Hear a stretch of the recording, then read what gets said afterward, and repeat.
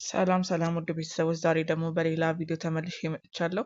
የዛሬው ቪዲዮ የሚሆነው ደግሞ እንዴት ስፔሻል ፕሌየሮችን እናሳድግ የሚለው ነው። እኔ ደግሞ ሪቫልዶን ልጨርስ ስለሆነ እሱን አንዴ እንዴት ለማሳየት ፈልጌ ነው።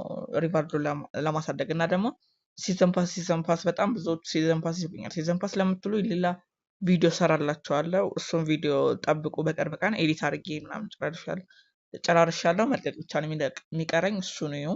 እስቲ አሁን ሪቫልዶን ከሰራልን ደስ ይለኛል። ካልሰራልኝ በጣም ነው የሚናደደው። እስቲ ሪቫልዶን እንምረጥ። ጨርሷለሁ እኮ። እሺ ቦል ኮንትሮልን ታክል ይቅር፣ ምንም አይጠቅመኝም። ከዛ ስፒድ ፋይናላይዝ።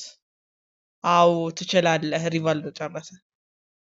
ባይጨርስ በጣም ነበር መናደኝ። 99 ቢሆንም 96 ስፒድ 99 ኮንትሮል 99 ያው እንዳለ ነው። ያው ኮመን ስለሆነ እና ሲዘን ፓስ ለምትሉ ልጆች በቅርብ ቀን እሰራለሁ፣ ሳውቃችኋለሁ እንዴት እንደምገዙ። ለምሳሌ አሁን አክቲቭ ፓስ ብላችሁ እዚህ ጋር እኔ ጋር $4 ከ79 ነው የሚጠይቀው። እሱን እንዴት መክፈል እንዳለብን ትንሽ ላሳያችሁ። እዚህ ጋር አሁን ለምሳሌ እዚህ ጋር ትከፍታላችሁ። ከዛ አድ ካርድ የሚል አለ።